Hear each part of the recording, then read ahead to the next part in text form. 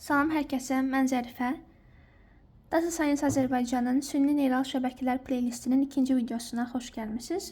Başlıqdan da görə biləcəyiniz kimi, bu videoda biz artıq neyron modellərindən danışacağıq. Yəni, süni neyral şəbəkələrin struktur komponenti olan neyronların modellərindən danışacağıq. Yəni, bir neyron daxilində nə baş verir və o neyronların həmin o modelləri necə deyək, göstərilə bilir. Buna representation deyilir.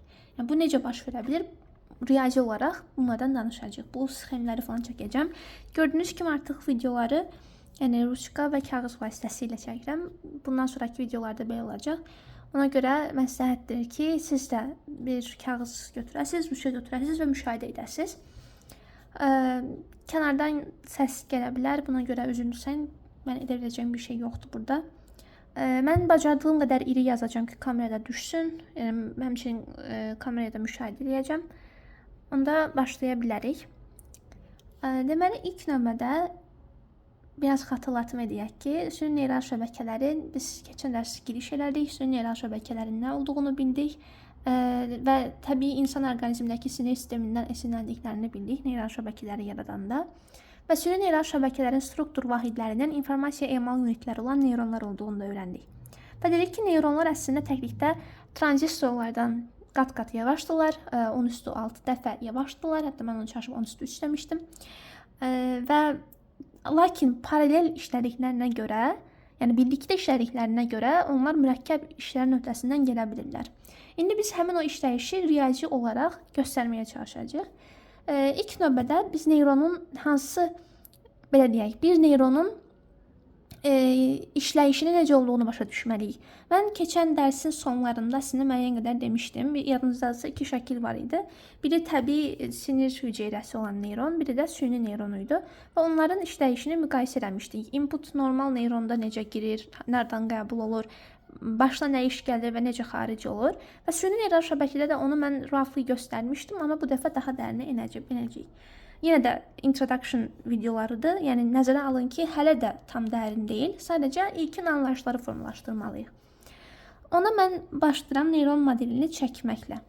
İlk növbədə sadəcə baxın və ya siz də müşahidə edə bilərsiniz. İlk blok sxemi çəkəcəm, blok diaqram çəkəcəm. Ümumiyyətlə, neyron modellərini fərqli yollarla göstərmək olur. Onlardan ən elementar və ən geniş təsvir təmin edən, deyək, çəkilmə üslubu blok diaqramdır. Blok diaqram necə çəkilir? İlk növbədə inputlar çəkilir. Inputların hamısını çəkməyəcəm. Inputlar çəkilir. Biraz işığı azaltsam yaxşı ola bilər. Sonra bu inputların girişi göstərilir. Neyrona girişi. Eyni bir neyrona girişi. Çəkilər. Bunların hamısının nə olduğunu deyəcəm. Çəkilər sinaptik ağırlıqlara uyğun gəlir. İnsan orqanizmində neyron hüceyrəsinin sinaptik ağırlıqları süni neyronda çəkilərə uyğun gəlir. Yenə də adları sinaps və ya birləşdirici bağlantılardır. Sinapslar, onların ağırlıqları bu dairələrlə göstərilir. W ilə denote eləyəcək, onları göstərəcəm.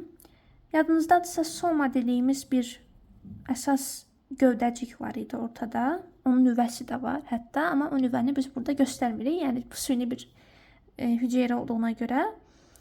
Bu ağırlıqların bu somaya gəlməsi, birazdan deyəcəm necə gəlirlər. Və buradan çıxış, aktivasiya potensialı, ona tətbiq olunan, belə kvadrat içində göstərim, ona tətbiq olunan funksiya, aktivasiya funksiyası və nəhayət output.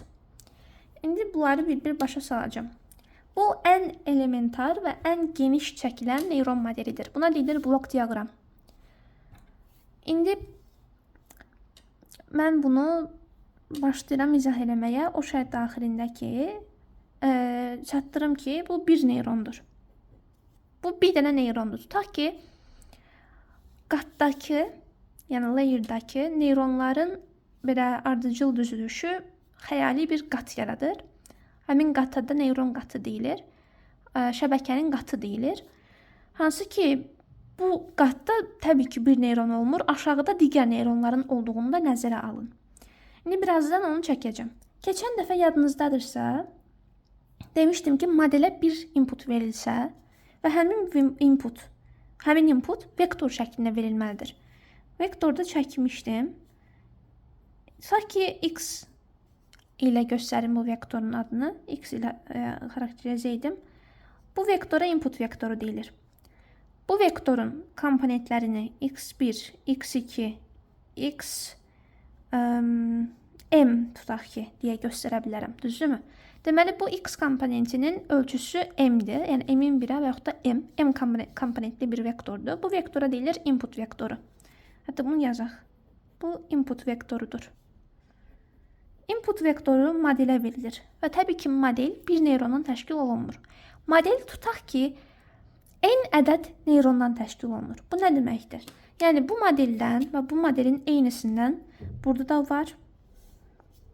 Gəlin tez-tez çəkim.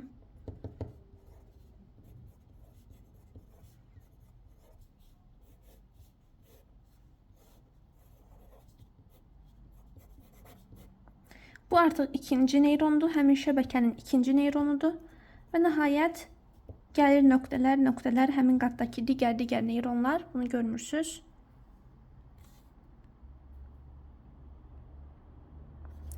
Maksimum qədər böyüdə bilirəm. Belə nöqtələr və nəhayət sonda ən sonuncu neyron.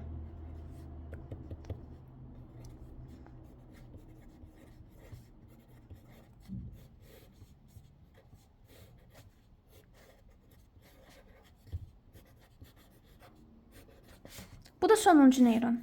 Gəlin bu neyronları nömrələyək. Bu neyronun nömrəsi oldu 1. Bu nömrə bizə lazım olacaq, ona görə vurğulayıram. Bu neyronun nömrəsi olsun 2. Digər aradakı neyronları göstərmirəm. Tutaq ki, bu neyronun nömrəsi də olsun k. K-cı neyron. Deməli, bu qatda k ədəd neyron var. Bu şəbəkənin bu qatında k ədəd neyron var və bəllidir ki, giriş qatıdır. Çünki birbaşa inputları götürən neyronlardan söhbət gedir. İndi gəlin birinci neyronda nə baş verirsə, digər neyronlarda da riyazi olaraq eyni şey baş verir. Ona görə də mən elə birinci neyron üzərində göstərəcəm, sırf çəkilişin asan olması üçün. Gəlin başlayaq birinci neyrondakı proseslərdən. Bu dairələrin içini, kvadratın içini dolduracağım indi. Dedim ki, modelə bir ədəd vektor, input vektoru daxil oldu. Onda bu vektorun komponentlərinin hamısı hər bir neyrona daxil olur. Yəni, bu vektor bu neyrona da daxil olmalıdır. Tərkibindəki komponentlərlə birlikdə düz m-ə qədər daxil olmalıdır. Həmin vektor ikinci neyrona da daxil olmalıdır. Ta k-cı neyrona da daxil olmalıdır. Yəni, həmin vektor, modelə daxil olan vektor bütün neyronlara ayrı-ayrılıqda daxil olur. Və vektorun tərkibindəki komponentlər ayrı-ayrı input siqnalları kimi neyrona verilir. Və görürsünüz, bunlara mən input, yəni girişlər demişdim. Həmin girişlərə x1, x2, ta ki m-ə qədər hamısı bir-bir göndərilir. Deməli, vektorun neçə komponenti varsa, input vektorunun neçə komponenti varsa, hər bir neyronun o qədər giriş olmalıdır həmin fazada. Məsəl üçün, x1 gedir bura. Birinci input kimi, baxın bura. Bu oldu x1. x2 gedir bura. Bu oldu x2. İkinci siqnal. Bu birinci siqnal, bu ikinci siqnal, bu input vektoru. Bunlar da input siqnalları. Və nəhayət hamısı uyğun olaraq getdi və m-ci siqnal da, m-ci komponent də gəldi m-ci inputa, oldu m-ci siqnal. Oldu mu? Yəni, giriş vektorunun komponentləri bir-bir neyrona verilir. Eyni zamanda buna da verilir. Birinci siqnal buna gedir. İkinci siqnal bu girişinə, k-cı siqnal, daha doğrusu m-ci siqnal bu girişinə. Bütün neyronlarda eyni proses baş verir. Inputlar daxil olandan sonra, görürsünüz, baxın, inputlar hara daxil olur, hardan daxil olur? Sinapslara daxil olur. Yadınızda demişdik ki, təbii neyronda, yəni süni sinir hüceyrəsində inputlar sinapslardan daxil olur. Həmin inputlarda ya xarici qıcıqlardır birbaşa, ya da ki, həmin bir əvvəlki neyrondan və ya neyronlardan gələn sinir, daha doğrusu elektrik siqnallarıdır. Yəni impulsdur. Sinir impulsu mu deyilir? Elektrik siqnalı deyək. Elektrik siqnalları. Həmin siqnallar giriş inputu şəklində, giriş siqnalı adlandırılaraq sinapslar tərəfindən qəbul olunur neyrona. Eyni məntiqdir. Burada da sinapslarımız bunlardır. Inputlar bu sinapslar tərəfindən qəbul olunur. Amma bizim sinapslarımızı fərqləndirən cəhət budur ki, süni neyronda onların ağırlıqları və ya gücləri, ingilis dilində weights və ya strengths deyilən xüsusiyyətləri var. Yəni bir neyronun sinapsı, hər hansı bir sinapsı ağırlığı ilə xarakterizə olunur. Ağırlıq W hərfi ilə göstərilir və W-nun indeksi olur. İndeks 2 ədəd olur. Həmin indekslərin sırası önəm daşıyır. Ona görə indi başa düşəcəksiniz ki, mən niyə bu indekslərə və nömrəyə o qədər önəm verirəm. Birinci neyronun, bax şəbəkənin bəzən hətta qatıları da xarakterizə edirlər. Qatın da nömrəsini yazırlar. İndi bu zaman siz hələ ki qat nədir bilmirsiniz deyə belə sadə formada yazacağam. Birinci neyronun birinci inputuna xarakterizə olunan, assign olunan, yəni təyin olunan ağırlıq W11 ilə göstərilir. Bu sinapsın ağırlığıdır. Bu inputu qəbul edən sinapsın ağırlığı W11-dir. Baxın, birinci neyronun, bu neyronun birinci inputunu qəbul edən sinapsın, yəni birləşdirici bağlantının, buna deyilir sinaps və ya connecting link. Bunun ağırlığı, yəni və yaxud da strength-i, gücü W11 ilə xarakterizə olunur. İkinciyə baxın, bu yenə birinci neyronun ikinci inputunu qəbul edən sinapsın ağırlığıdır. Bu isə W12 ilə xarakterizə olunur, göstərilir daha doğrusu, denote olunur. Ən sonuncu inputunu qəbul edən sinapsın ağırlığı nə olacaq onda? W1M olacaq. Gəlin ən axırıncı neyrona baxaq. Ən axırıncı neyron kancı neyronuydu. Girişləri yenə eynidir. Yenə həmin vektorun komponentləridir. Uyğun olaraq x1, x2 ta ki xm-ə qədər. Onda birinci kancı neyronun birinci inputunu qəbul edən sinapsın ağırlığı WK1. İkinci inputunu qəbul edən sinapsın ağırlığı WK2. Eminci inputunu qəbul edən sinapsın ağırlığı isə WKM olacaq. Onu da başa düşürsünüz. Ümumi formada yazsaq, hər hansı bir neyronun hər hansı bir inputunu qəbul edən sinapsın ağırlığı necə göstərilə bilər? WKR ilə göstərilir. O şərt daxilindəki K neyronun nömrəsini, həmin qatdakı neyronun nömrəsini, R isə neyronun müvafiq inputunun nömrəsini göstərməlidir. Deməli, məsəl üçün W12 deyirəmsə, deməli, birinci neyronun ikinci inputuna assign olunmuş ağırlıqdan söhbət gedir. Assign olunmuş deyəndə həmin inputu qəbul edən sinapsın ağırlığı nəzərdə tutulur. Oldu mu? Ağırlıqlarla bağlı bir şey deyə bilərik. Ağırlıqlar müsbət də ola bilər, mənfi də ola bilər, ədədə qiymətcə. Bu nə deməkdir? Müsbət ağırlıq həmin komponentin, yəni həmin input siqnalının önəmli olduğu, mənfi ağırlıq isə nisbətən az önəmli olduğu anlamına gəlir. Çünki bunlar riyazi işləmlərdir. Müsbət və mənfi önəm daşıyır. Ona görə də W-lar, yəni ağırlıqlar müsbət də ola bilər, mənfi də ola bilər. İndi keçək bura. Bu sinaps bu inputu qəbul edəndən sonra həmin input bunun ağırlığı ilə vurulur və inputun önəmi aydınlaşdırılır. Bir nevi, yəni dırnaq içində. Bu nə deməkdir? Yəni bu sinaps bu inputu qəbul edəndə gövdəyə göndəriləcək olan şey x1 W1 1-dir hasil şəklində. Oldu mu? Deməli, sinaps inputu qəbul edəndə həmin input bu sinapsın ağırlığı ilə vurulmalıdır. Burada da eyni şəkildə bu ağırlıqla W12 ilə vurulsun, nöqtə ilə göstərirəm. X2. Həmin ikinci input vurulmalıdır. Ta ki axırıncıya qədər hamısında eyni proses 1M vurulsun XM. Bu hasillər hara gəlir? Oxları izləyirəm. Bu hasillər gəlir bura. Yəni neyronun gövdəsinə, somasına. Neyronun gövdəsinə deyilir summing junction, yəni toplama köşesi, toplama nöqtəsi və yaxud da. Bunun belə adlanmasının səbəbi sizcə nə ola bilər? Buradan gələn bu hasillərin burada toplanmasıdır səbəbi. Buradan nələr gəlir? Gəlin bu sanki böyüdək, bax belə sanki böyütdük. Bunun içərisində baş verən prosesə baxaq. Bura gəlir x1 vur W11. Sonra gəlir x2 vur W12. Ta ki axırıncı input vurulsun ağırlığa qədər. Yəni xm vurulsun W1 və m. Bunlar. İndi baxın. Bu hasillərin cəmi alınır burada. Buna biz necə yaza bilərik? Sigma ilə göstərə bilərik, düzdürmü? Bunu sigma ilə necə göstərərik? Baxın, buradakı notasiyadan istifadə edərək. WKR vurulsun x, r. Çünki r'lər eynidir. İkisi də inputun nömrəsini göstərir. Gördünüz? İkinci. W-nun ikinci indeksi, x-lərin indeksi eynidir. Çünki həmin inputun nömrəsi lazımdır bizə, onu göstərməlidir.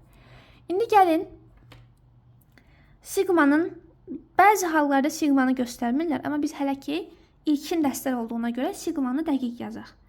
Görürsünüz, x-in indeksinə baxın, 1-dən başladı ta ki m-ə qədər. Onda yaza bilərik ki, j başlayır 1-dən, gedir m-ə qədər. Bunlar, yəqin ki, sigmanın nə işə anlama gəldiyini bilirsiniz. Sigma toplamanın qısa yazılışıdır. Və indeksdə, daha doğrusu sərhədlər olur. Sərhədlər deməyək, yəni yazılışı belədir ki, j-nin 1-dən başlayıb m-ə doğru getməsi lazımdır. Sərhəd də deyə bilərik, bəli. Yəni, bu və bu eyni anlama gələn riyazi anlayışlardır. Onda bu prosesə deyilir linear combining.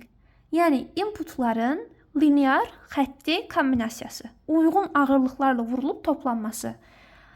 Linear combiner da deyilir burada baş verən prosesə. Deməli, linear combiner ağırlıqlara, inputların uyğun ağırlıqlara vurulması və toplanmasıdır. Bunu UK ilə işarə edirlər. UK nə deməkdir? UK əslində UK demək doğru olarmı? Baxın, K-nın neyronu. K deməli neyronu göstərirsə, UK demək bəli, doğrudur. Məsəl üçün, K 1-dirsə, deməli söhbət birinci neyrondan gedir. Deməli, ağırlıqlar birinci neyronun sinapslarını göstərəcək. Düzdürmü? Həmin neyronun somasında yaranan bu cəmdə, bu sigma cəmi də U1 olacaq. Məsəl üçün, birinci neyronun input vurulsun ağırlıq hamısını toplayanda alınan cəm, hansı ki ona linear combining output deyilir və yaxud da linear combiner output. Gəlin bunu yazın. Və bu UK-nın adı var. Ona deyilir, haradasa görsəniz bilin deyə yazıram.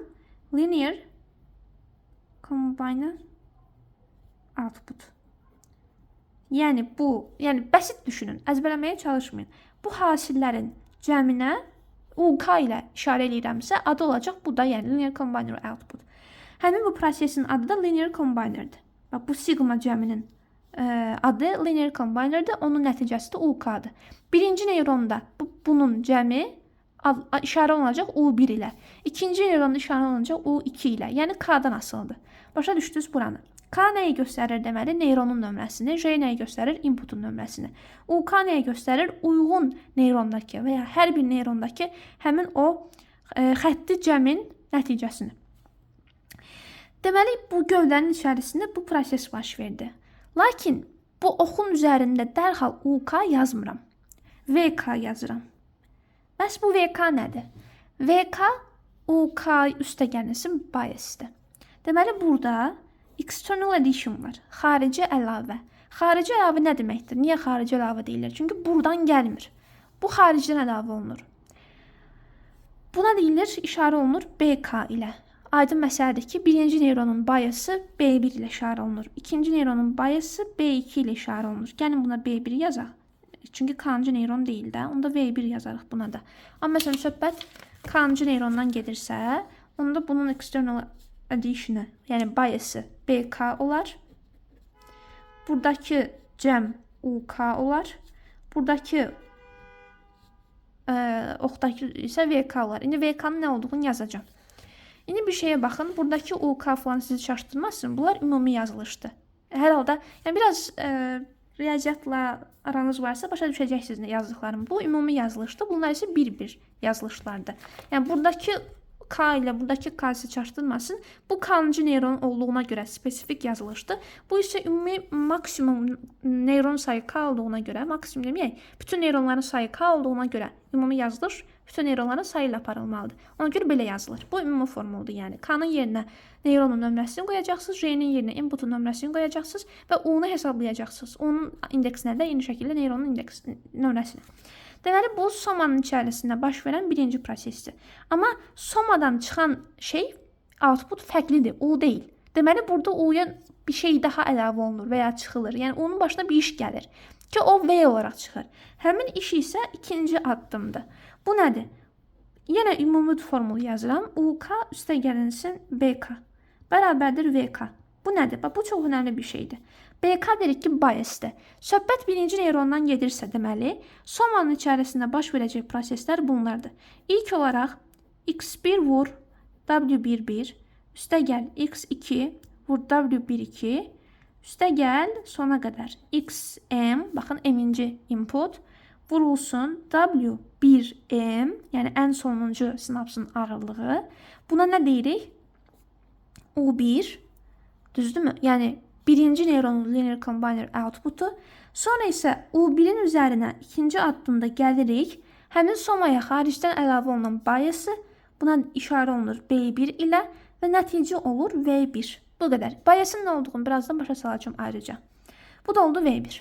V1 deməli buradan çıxan nəticədir və bunun adı aktivasiya potensialıdır. Bunun adı linear combiner outputdur. Bunun adı isə aktivasiya potensialıdır. Yəni activation potential. Necə ki bunu yazdım, gəlin bunu da yazaq. Bunun adı nəymiş?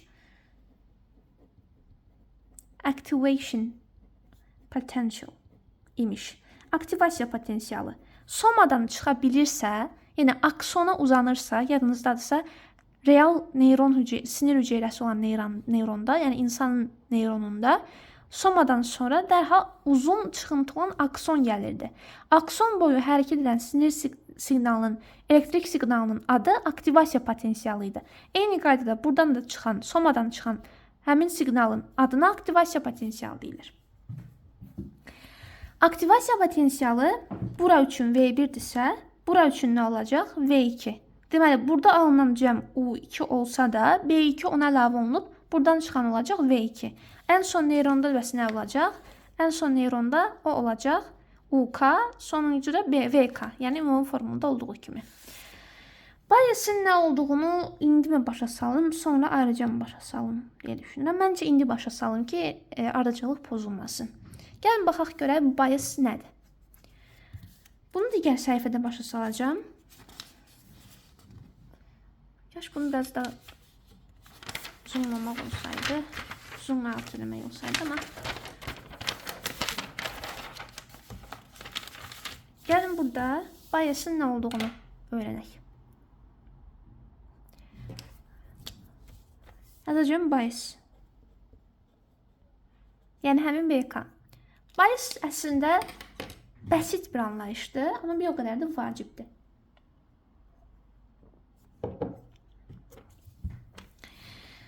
Deməli, biraz riyaziyyatla, riyaziyyat da hər şey burada riyaziyyatla bağlıdır, amma o daha da bağlıdır riyaziyyatla, biasın işləməsi. Bias bilirsiniz nə göstərir? Hər hansı bir neyronun ateşləməsinin, ateşləmə nə idi? Siqnalın kifayət qədər güclü olması. Yəni həmin o VK-nın aktivasiya potensialının meydana gəlməsi. O ateşləmənin nə qədər asan və ya nə qədər çətin olacağını xarakterizə edir VK. İşarəsindən asılı olaraq. İşarəsi ola bilər müsbət, mənfi və ya sıfıra bərabər. Bu nə deməkdir? Deməli, bəzi modellərdə, bəzi neyron modellərində ümumiyyətlə bias olmur.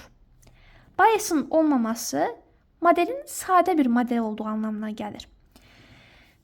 Biasın gördüyümüz formul hansı idi? UK üstə gəl BK bərabərdir VK. Və bu formulda bias var, düzdürmü? Ona görə bu formul üzərindən hərəkət eləməliyik. İndi baxın. Buradan görürsünüz ki, V və U arasında xətti bir əlaqə var. İndi qrafik çəkəcəm. Qrafiki nətər çəkəcəm? Nəyin qrafikini çəkəcəm? V-nin U-dan asılılıq qrafikini çəkəcəm.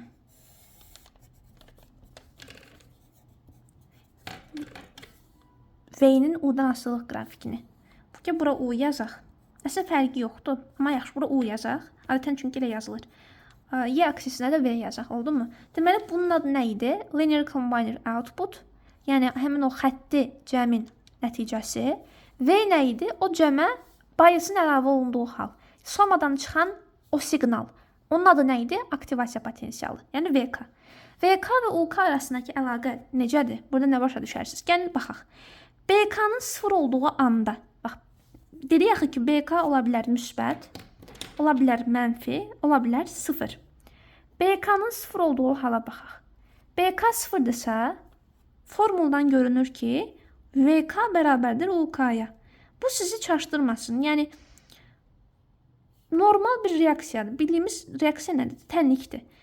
Belə yaza bilərik bunu sadə formada. X üstə gəlinsin B bərabərdir Y. Əslində AX plus B idi. İndi burada A yoxdur da, əmsal yoxdur. AX üstə gəlinsin B'nin Y olması və ya bu arasında heç bir fərq yoxdur. Bunun qrafiki necə qurulursa, bununki də elə qurulur. B-nin 0 olduğu halda Y X-ə bərabər olurdu. Burada da BK-nın biasın 0 olduğu halda VK UK'ya bərabərdir. Biasın 0 olması, biasın olmaması anlamına gəlmir. 0 burada yoxluq demək deyil. Bir qiymətdir. O bizə lazımdır. O birazdan başa salacağım niyə elə deyirlər. İndi BK-nın 0 olduğu halda qrafik belədir. Gəlin bunu fərqli rənglərlə çəkək. Məsəl üçün, şəhərli rəngindən çəkəcəm BK-nın 0 olduğu anı. Yaxşımı? Ya da sarı rəngindən çəkim, biraz neytral rəngindən çəkim ki, o birləri daha çox fərqləndirə bilək. Baxın, mərkəzdən çəkəcəm qrafiki, düzdürmü? Yəni, Y bərabəri X funksiyasının qrafiki necədirsə, bunun qrafiki də elədir. BK-nın 0 olduğu halının qrafikdə. Bu, orijindən keçir. Yaxşı çəkə bilmədim, amma indi göstərəcəm. Orijindən keçir. Bu nöqtə, 0,0 nöqtəsidir. Buna orijin deyilir. Origin və yaxud da. BK-nın 0 olduğu anda VK UK'ya bərabərdir. BK da 0'dır dəyər olaraq. Bu halda, baxın bura, bu halda somanın içində baş verən prosesin nəticəsi elə direkt UK kimi çıxır. VK heç yaranmır. Çünki niyə? Əgər mən ora 0 əlavə edəndə yenə UK alınırsa, niyə onun notasiyasını dəyişib VK yazım ki? Çünki burada alınan nəticə UK idi. Bunun üzərinə bias gəlinəndən sonra bu VK oldu. Əgər bias gəlinəndən sonra yenə dəyər etibarı UK plus 0 bərabər UK qalırsa, deməli həmin outputda nədir? Həmin outputda elə UK'dır, dəyişməyəcək. Bu model artıq sadə bir modeldir. Bu modeldə UK'nın dəyəri nədirsə, oradan somanın içində yaranan ədəd nədirsə, üstünə 0 gəlirik, dəyişmirik deyə onun nəticəsi də odur. Yəni, o somadan çıxan nəticə də odur. Ona görə də bu dəyişməmiş hesab olunur. VK bərabərdir UK olur. İndi bax, bunların niyə baş verdiyini isə bir başa salacağım. Hər iki səbirli olmaq lazımdır. İndi ikinciyə keçiyorum. İkinci hal.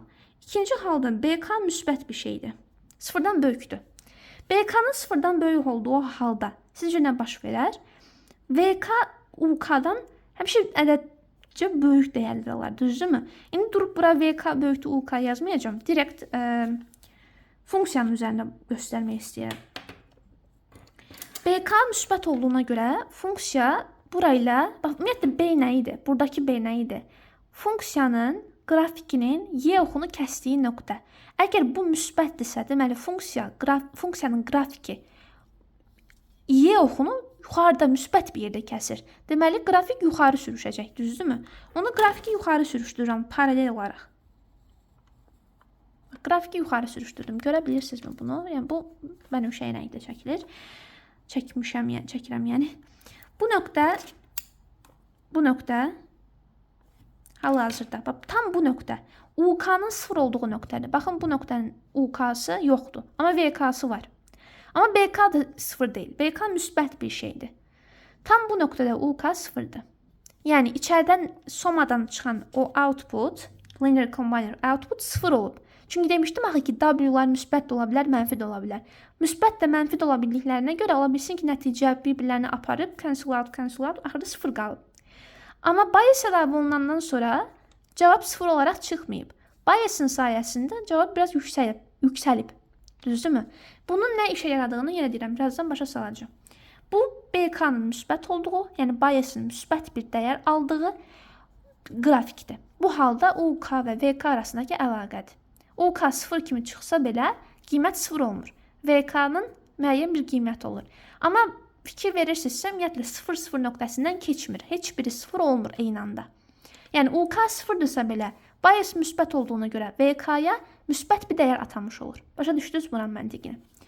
Yəni burada UK-nın 0 olduğu anda belə VK müsbət bir şey alır. Yəni 0 almır. Oldu mu? Yəni o neyron ateşləyə bilir. İkisinin sıfır olması nə deməkdir? UK'nın sıfır gəlməsi və biasın da sıfır olması VK'nın da sıfır olması anlamına gəlir. Yəni neyron ateşləyə bilmir. Outputu sıfırdır çünki aktivasiya potensialı sıfırdır.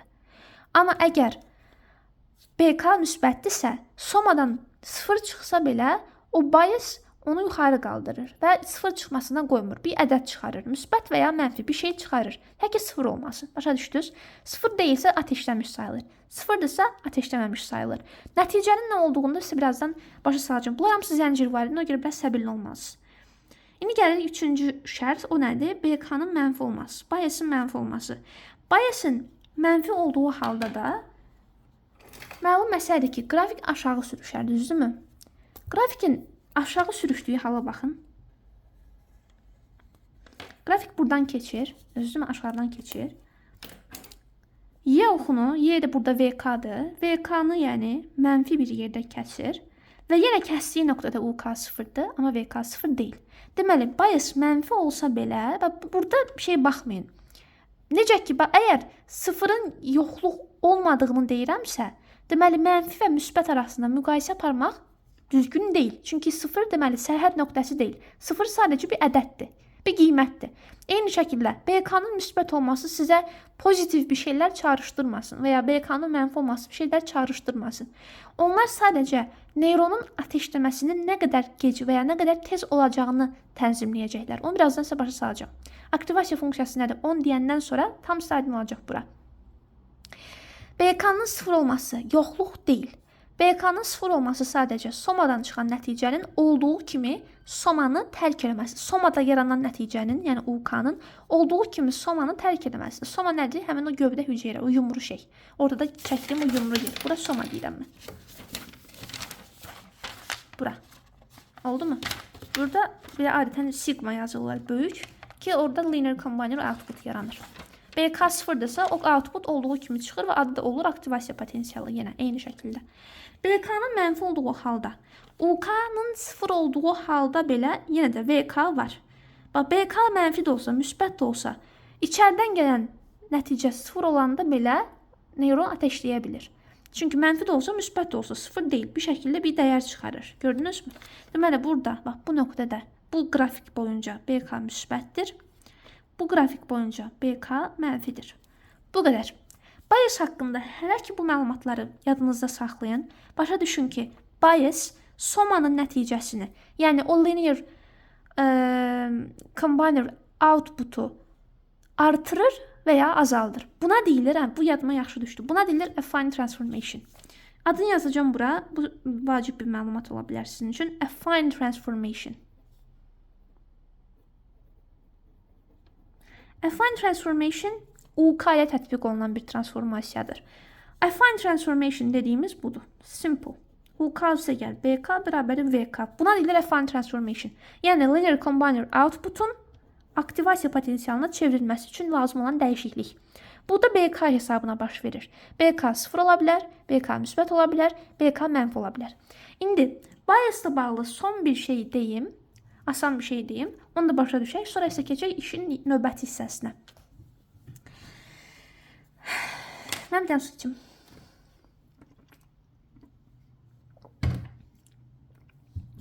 İndi biasla bağlı maraqlı bir şey deyəcəm. Bu nədir? Bayaq mən dedim ki, bias external addition'dır. Yəni bu cəmə xaricdən əlavə olunur. Amma məntiqən düşünsəniz, bunun belə olmaq məcburiyyətində olmadığını başa düşərsiniz. Yəni bu xaricdən əlavə olunmaya da bilər. Birbaşa buradan gələ bilər. Bu necə olar sizcə? Bunun olması çox asan şəkildə baş verir. Tək bir addımla, təzə bir sinaps əlavə eləməklə və fixed bir input verməklə. Bu necədir? Belə bir şey çəkəcəm yenə. Bayaqki modeli çəkəcəm. Bayaq yadınızdadırsa bura 2 dənə input qoymuşdum, nöqtə qoymuşdum. İndi 3 dənə input qoyum. Daha yaxşı fərqi başa düşəsiniz deyə nöqtə axırıncı input. Bunlar sinapslar tərəfindən qəbul olunur. İkinci dairələr sinapslardır. Bu dairələr. Sinapslarda inputlar ağırlıqlarla vurulur. Zaten buna bir riyazi misal göstərəcəm. Yəni random ədədlər qoyaraq göstərəcəm. bu prosesin necə baş verdiyini başa düşəcəksiniz. Ağırlıqlarla inputlar vurulur, gəlir somaya. Somada həmin o hasillər toplanır. Sonra bias əlavə olunurdu. Sonra buradan aktivasiya potensialı çıxırdı, VK. Sonra da ona aktivasiya funksiyası tətbiq olunacaq. O kvadrat çəkmişdim. O kvadrat ona görədir. Birazdan onu da başa salacağım. Əsas tema odur zaten. Hətta ona aid bir dənə də ayrıca video çəkməliyəm. Onda sizə tam aydın olacaq. Amma ümumiyyətlə bu dərslər çox vacib dərslərdir. Buralar başa düşməzsiniz. İndi gəlin ədədlərdə yazaq. Bayaq necə yazmışdım? Bayaq bu yox idi, düzdürmü? 2 dənə yazmışdım inputu. 2 input, 2 dənə də sinaps başda. Yazmışdım hətta x1, x2. Yenə belə edirəm. Axırıncıya yazmışdım xm. Sonra bu ağırlıq olmuşdu w11, bu olmuşdu w12, axırıncı olmuşdu w1m. Bu cəm olacaq u1, birinci neyrondan söhbət gedir, tutaq ki. u1, yəni linear combiner output. Sigmanın üzərinə bias gəlirdi, olurdu nə? V1, yəni aktivasiya potensialı. İndi amma U1'in adını çəkməyəcəm. Direkt V1 yazacağım. İndi niyəsinə baxaq. Burada bir dənə input qaldı, fikir verirsinizsə. O inputa deyəcəm x0, sıfırıncı input. Burada bir dənə ağırlıq qalıb. Ona deyəcəm nə? W1, 0 və deyəcəm ki, dəyər olaraq x0 müsbət 1 ədədidir. W1, 0 isə B1'dir. Yəni birinci neyronun input bayası. Hər neyronun bir dənə bayası olur hər mərhələdə. Hər neyronun bir bayası olur və o bayas somada option cəmə əlavə olunurdu. Amma mən belə yazsam, onsuz da bunlar vurulur, bu cəmə əlavə olunur da, düzdürmü? Onda elə bura gəlməmiş mən müsbət B1 deyə bir cəm alıram. Yəni bu cəmə müsbət B1 deyilən bir toplanan əlavə etmiş oluram. Daha dəqiq yazsaq, müsbət B1 vurulsun 1. Artıq B1 müsbət olsa, bu toplanan ümumi müsbət olacaq, mənfi olsa mənfi olacaq, 0 olsa 0 olacaq. Amma bayis əlavə olunmuş olacaqmı? Olunmuş olacaq. Gəlib bura sigma olacaq, yəni bütün cəmə daxil olacaq. Artıq xarici şeyə ehtiyac olmadığına görə direkt buradakı cəm elə xaricə çıxacaq. Aktivasiya potensialı kimi. Artıq siz buna V1 də deyə bilərsiniz, U1 kimi də işarətləyə bilərsiniz. Bəzi adamlar V1 yazır ki, aktivasiya potensialıdır, eyni işarə olsun. Bəziləri isə U1 yazır ki, V, B əlavə olunandan sonraki halıdır. Direkt bu cəm U1'də, U1 olduğu kimi çıxır. Yəni fərqi yox. Notasiya nə olaraq istifadə edirsiniz, eləyin. Amma bunu bilin ki, bu halda linear combiner output, yəni bu cəmin nəticəsi həm də aktivasiya potensialı olur. Niyə görə? Çünki qabaqcadan bias əlavə olunur bu cəmə. Bu qədər. Bu vacib bir şeydir. Çünki bir çox modeldə, gələcəkdəki bir çox modeldə siz belə görəcəksiniz. Belə uşaqcada qıraqdan bias əlavə olunur yazmaq. Birbaşa buradan əlavə edirlər, toplayırlar və V-ni alırlar. Sonra da ona funksiya tətbiq edirlər. İndi o yazacağım niyə? Bu qədər. Hər ki bura qədər başa düşdünüzdə ki, bu formaya da öyrəşdik. Onda mən bir dənə xırda nümunə yazım. Bura qədər və bura qədər V-ni necə alırıq? Bu model üzərində onu göstərim.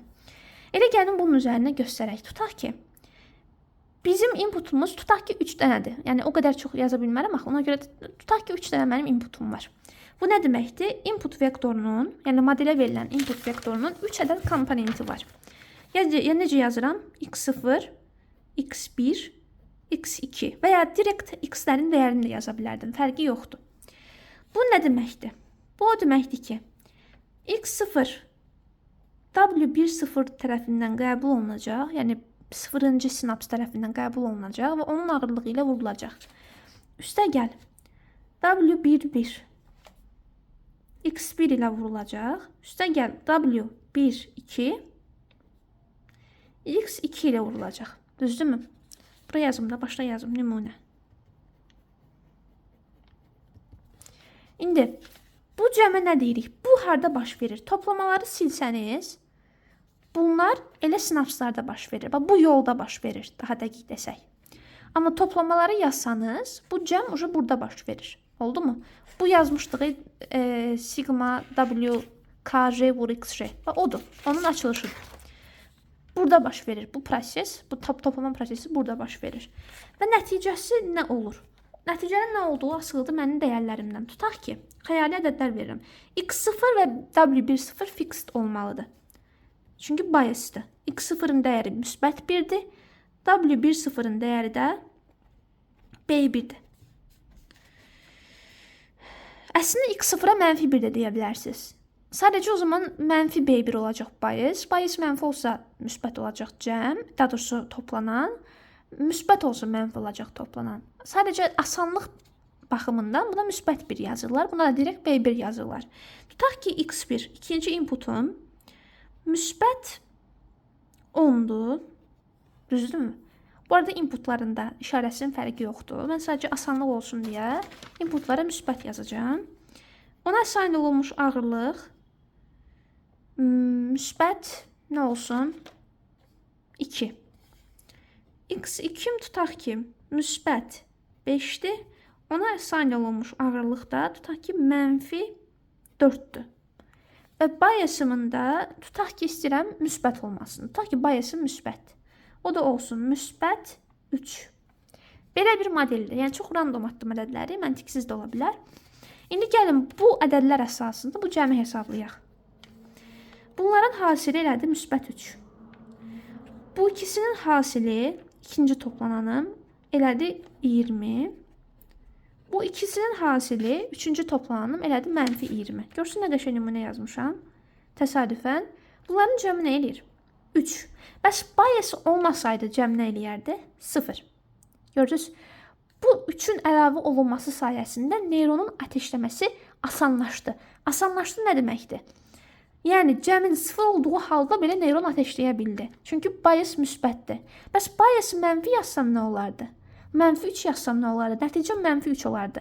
Və artıq aktivasiya funksiyasının, indi birazdan başa salacağım bunları, indi yəqin ki başa düşmürsünüz nə deyirəm.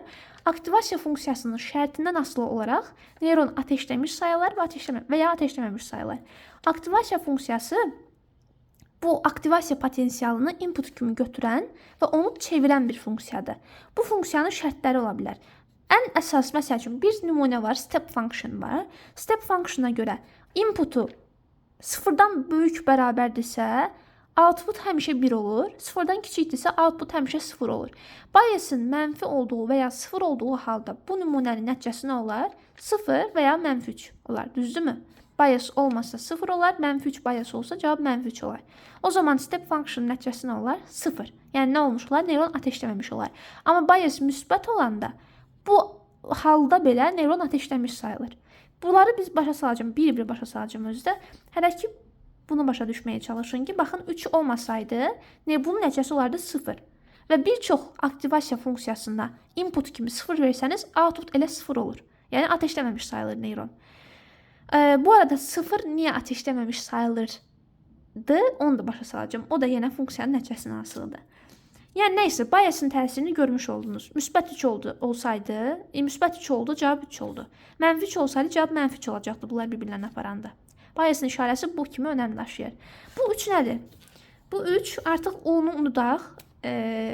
Əslində həm bu linear combiner outputdur, çünki bu cəmin nəticəsidir. Amma artıq bias burada əlavə olunduğuna görə bunun nəticəsi nədir?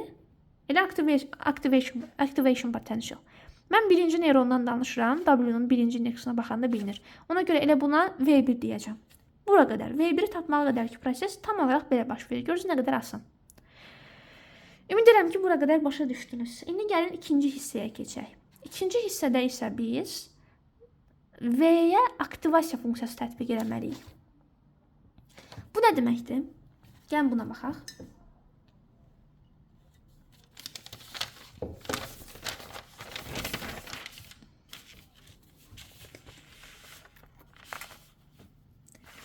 Hələ ki, gəlin buradan çəkin. Aktivasiya funksiyası bu kvadratın yerində durur. Fi ilə işarə olunur. Fi. Fi'nin içərisinə input kimi həmin bu V1 girir. Və bir output çıxır. O da olur Y. Onda formulumuz nə olur? Y1 bərabərdir fi V1. Deməli, V1 həmin bu funksiyanın inputudur. Y1 də bunun outputudur. Həmçinin birinci neyronun Y'nin indeksi, V'nin indeksi direkt neyronun nömrəsinə bərabər olmalıdır. Y1 deməli nədir? birinci neyronun yekun outputudur. Bu somadan çıxan outputuydu. Onun hələ bir dənə də mərhələsi var. Aktivasiya funksiyasından keçməlidir. Amma Y1 ümumi outputdur artıq. Ya yekun neyronun outputudur. Y1 bərabərdir phi V1. Bəs bu aktivasiya funksiyası nədir? Aktivasiya funksiyasının növlərindən növbəti dərsdə danışacağam. Yəqin ki, elə bugün yükləyərəm onu da. Amma aktivasiya funksiyasının niyə ümumiyyətlə var, niyə mövcuddur o və biasla nə kimi əlaqəsi var? İndi onu danışım ki, buralar bir-birlə əlaqəlidir, yəni yadınızdan çıxmamış olsun da və yaxud da tam başa düşmüş olun. Aktivasiya funksiyası bildiyiniz funksiyadır. Bilirsiniz, bu yazılış sizə bunu yəqin ki, xatırladar. Y bərabərdir fx. F nədir? Hər hansı bir funksiya. Bu ola bilər sigmoid deməyim. Loqaritmik funksiya ola bilər, tərs funksiya ola bilər, kubik funksiya, modul funksiya, kvadratik funksiya, kökaltı funksiya. Yəni f nə isə ola bilər. X nədir? Həmin funksiyanın inputu. Y nədir? Həmin funksiyanın outputu. Eyni məntiqdir. Sadəcə süni neyral şəbəkələrdəki aktivasiya funksiyası input olaraq aktivasiya potensialını, yəni bu V-ni qəbul edir. Yəni buradan tapdığımız bu V-ni. Məsələn, bizim nümunəmizdə funksiya nədirsə input kimi içinə 3 gedəcəkdir. Və output kimi də neyronun outputunu çıxarır. İşarə olaraq sadəcə bu f yerinə riyaziyyatda bunu f deyirik, burada phi yazırıq. Bu qədər bəsit. Aktivasiya funksiyasının iki əsas funksiyası var, vəzifəsi var. Olmasının iki əsas səbəbi var. Birinci səbəbi, sadə səbəbi, ilk ağla gələn səbəbdir. Aktivasiya funksiyaları çox vaxt dar bir intervalda qiymət alır. Yəni, təyin oblastı yox, qiymətlər oblastı, yəni bu y-nin ala biləcəyi qiymətlər çox vaxt dar bir interval olur. Bu interval ola bilər 0, 1 və ya mənfi 1, 1. Əksər aktivasiya funksiyalarının, ən azından mənim bildiklərimin hamısının aralığı ya bu aralıqdır, ya bu aralıqdır. Bu sizə bir şeylər çağrışdırmalıdır. Onu çağrışdırmalıdır ki, V-nin dəyəri çox böyük ədədlər ola bilər. İndi təsadüfən mənim nümunəmdə mən hesablamanı özüm eləyəcəm, manuel eləyəcəm deyə kiçik ədədlər verdim. Ona görə V-m kiçik çıxdı. Amma V çox böyük ədədlər ola bilər. Məsələn, V müsbət 1000 ola bilər. V mənfi 200 ola bilər. V mənfi 10.000 belə ola bilər. Yəni, çox böyük ədədlər ola bilər V. Və bu V hələ növbəti qatda, bayaq dedim ki, neyronlar alt-alta düzüləndə xəyali bir qat yaradır ki, ona neyral şəbəkənin qatı deyilir. O qatdan sonra bir dənə də ola bilər, sonra bir dənə də ola bilər, multi-layer perseptronda görəcəyik. Həmin o qatlara hər bir qat özündən bir əvvəlki qatdakı neyronların outputunu input kimi götürür. Yəni, məsəl üçün, bunun outputu Y1 deyil, bu Y1 digər qatdakı neyronların hər birinə və ya bir neçəsinə input kimi gedəcək. Buna feed-forward networkləri danışanda görəcəyik bunu. İndi təsəvvür edin ki, aktivasiya funksiyası yoxdur. Aktivasiya funksiyası yoxdursa, bu V1 direkt gedəcəkdir digər qatlara input kimi, digər neyronlara input kimi. Onda bu nə deməkdir? Çox böyük ədədlər orada biraz da böyüyə bilər. Çünki onlar gedib hələ ağırlıqlarla vurulacaq. Axı inputdur. Ağırlıqlarla vurulacaq, sonra nə bilim toplanacaq hamısı. Çox böyük ədədlər ola bilər. Ədədlər get-gedə böyüyər və modelin işi çətinləşər, şişər. Overflow olar.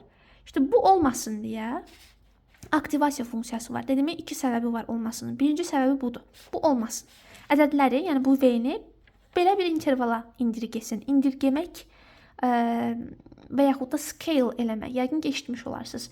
Bu aralığa, bu intervala yerləşdirir dəyəri. Yəni, artıq funksiyanın tipindən asılı olaraq, məsəl üçün, inputu müsbət 1000 götürübsə, outputu olur 1. Mənfi götürübsə olur 0, məsəl üçün. İndi, məsəl üçün, step function var. Step functionda müsbət ədədləri və 0-ı input kimi götürsə, outputu həmişə 1 olur. Mənfi ədədləri input kimi götürsə, outputu həmişə 0 olur. Hətta gəlin sadə şəkildə çəkək. Ya da növbəti dərsdə çəkəcəm onsuz da vaxtımız getməsin. Yəni,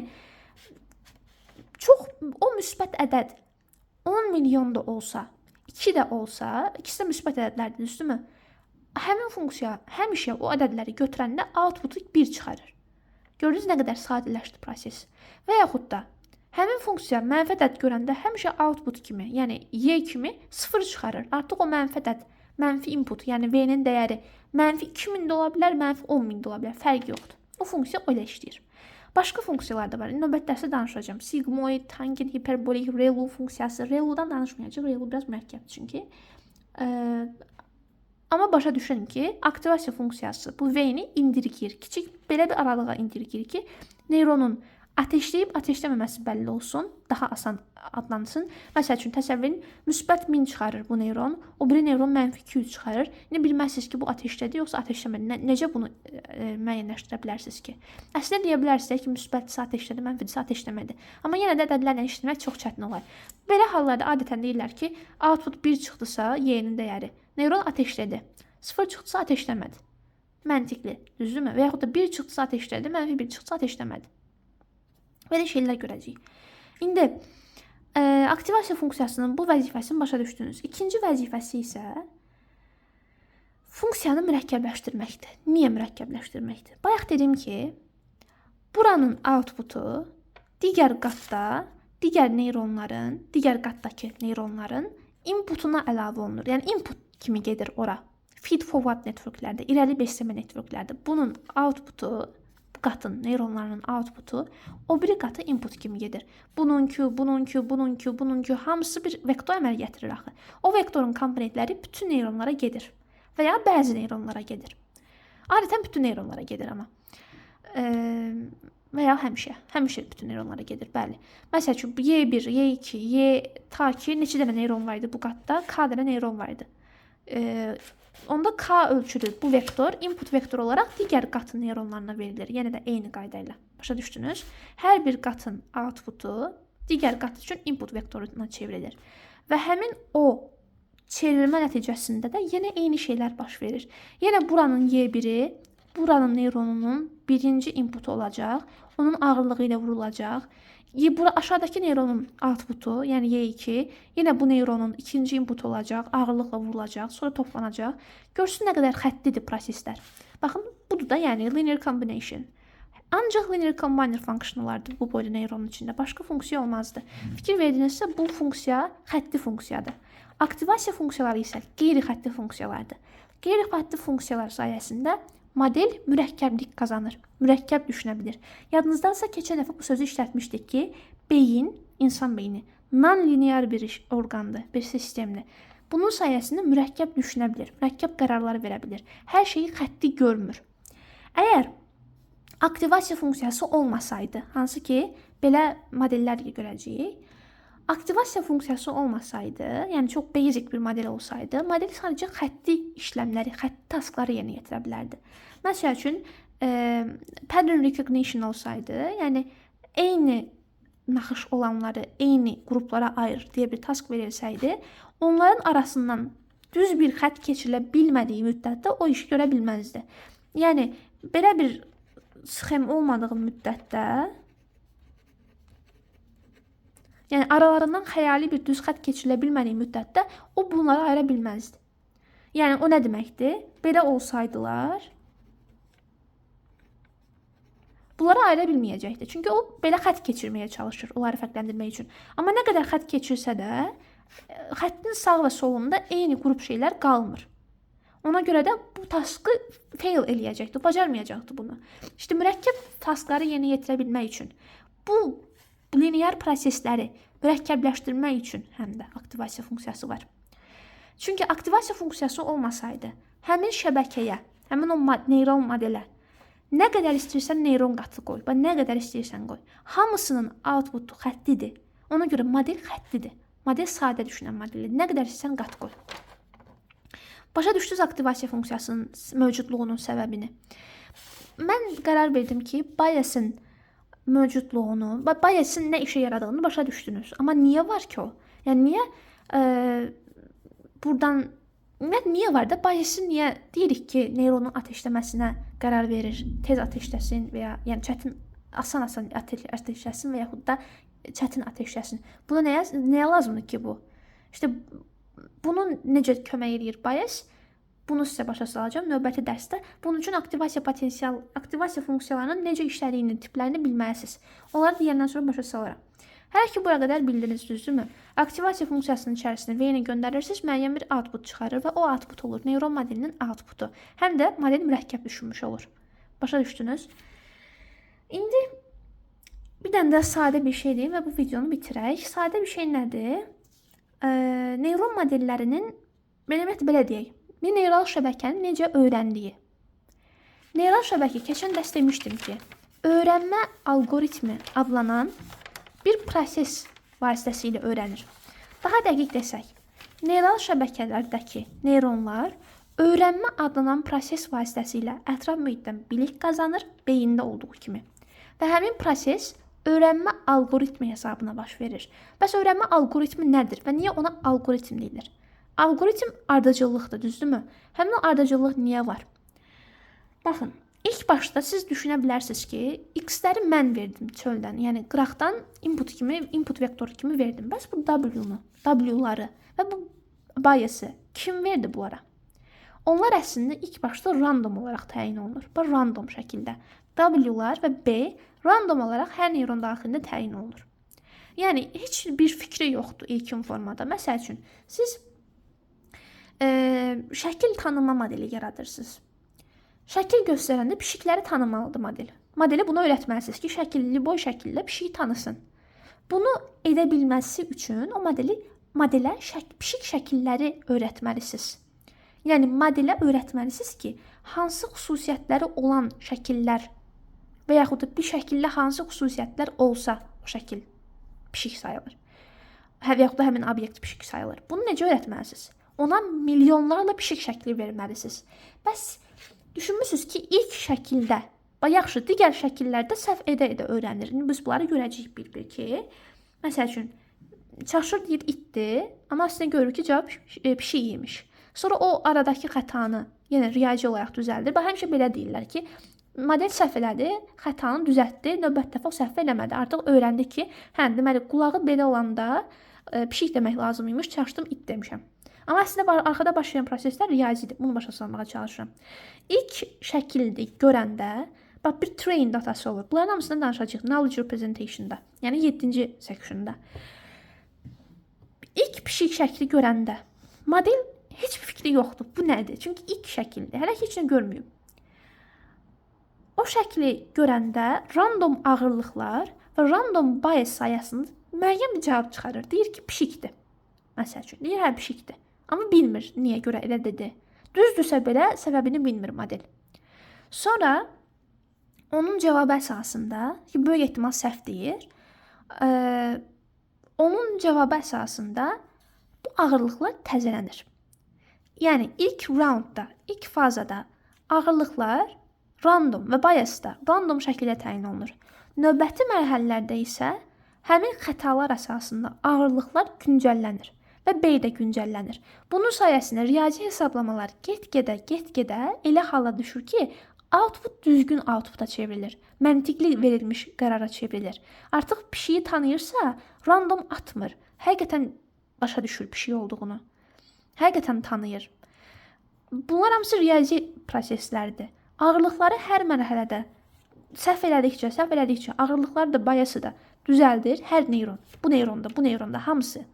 Hər dəfə düzəldir.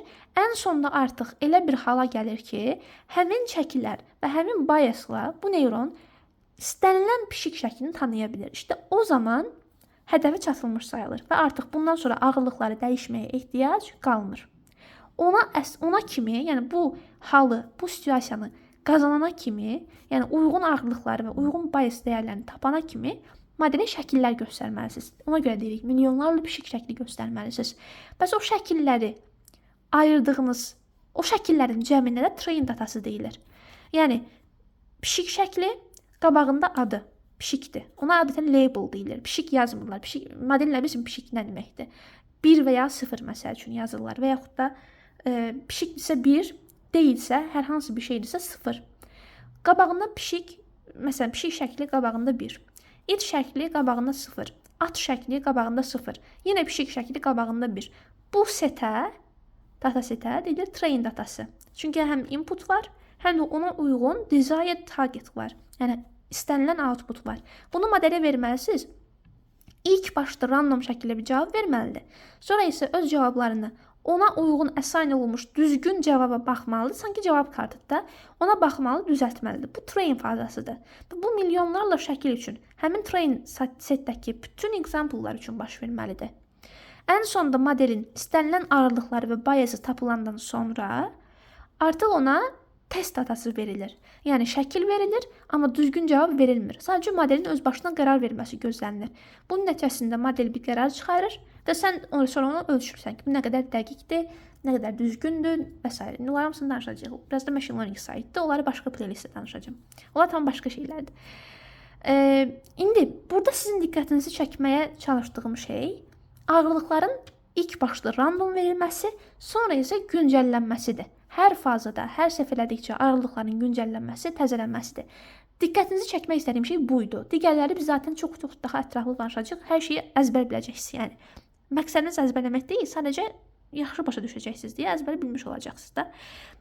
Məqsədim nə idi? Sizin diqqətinizi bura çəkmək, bu W məsələsinə çəkmək. Bunun adı, bu proses bizim beynimizdə də baş verir və adı plastiklikdir. Bu vacib bir anlayışdır. Bunu bilməlisiniz. Plasticity və ya plastiklik. Plastiklik inkişaf edən neyral sistemin ətraf mühitə özünü vaxtaşırı uyğunlaşdırmasıdır.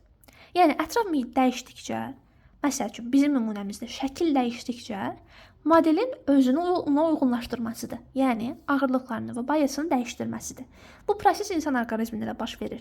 Təzə doğulan uşağın, bax, tapılıb ki, araşdırılıb və görülüb ki, təzə doğulan uşağın belə beyni ətraf mühiti kifayət qədər, belə deyək, həmin uşağa yetəcək qədər, ən azından məsəl üçün görəcək qədər, eşidəcək qədər, həmçinin yavaş-yavaş davranış qaydası formalaşdıracaq qədər inkişaf eləmiş olur.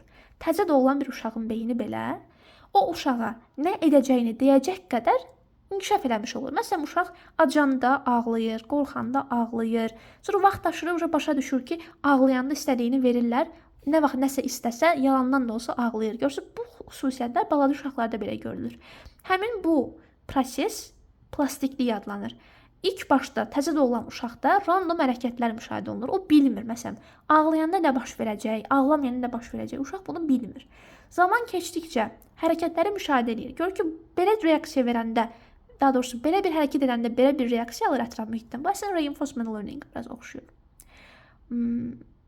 Oxşatma olar.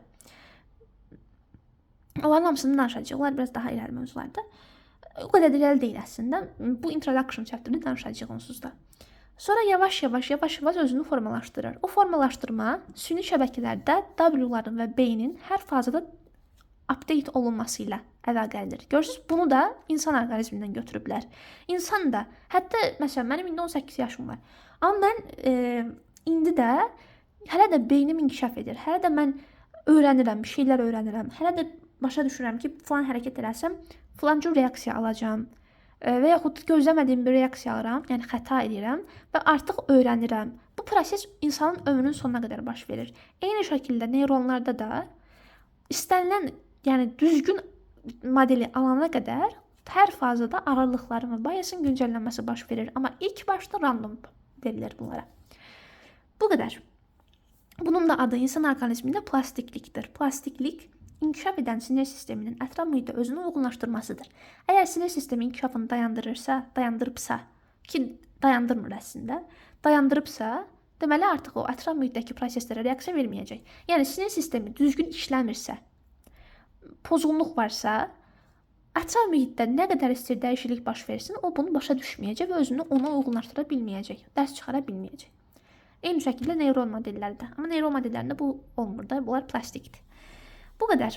Məncə kifayət qədər başa düşdünüz. Kifayət qədər riyazi anlayışınız oldu ki, input vektor nədir?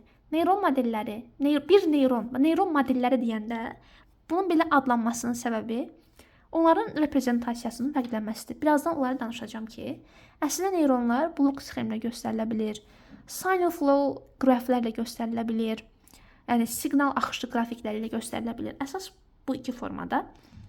Onları başa salacağım, ona görə modellər yazmışam.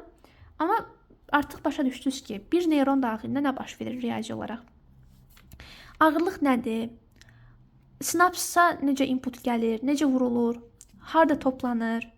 Sonra çıxanın adı nədir? Bias əlavə olunmuş halının. Bu şəkil köhnə şəkildir. Siz artıq bunu unudun. Bunun bura 0-cı input kimi əlavə olunduğu hal xatırlayın. Çünki biz onunla işləyəcəyik. Bu uşaqcadır.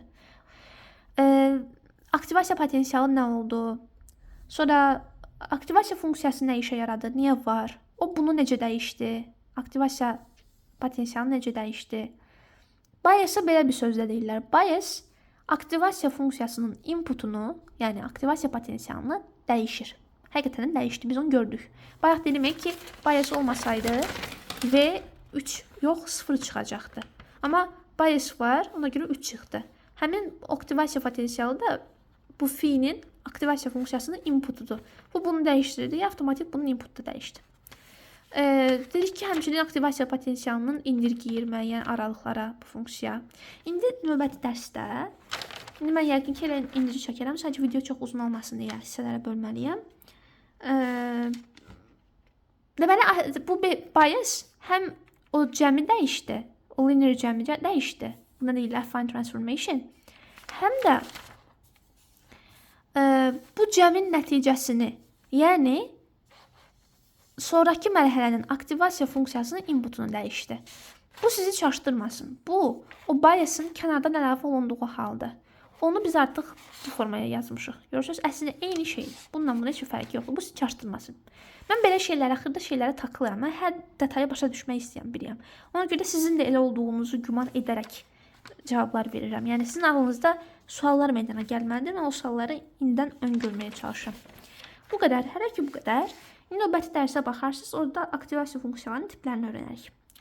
İzlədiyiniz üçün çox sağ olun.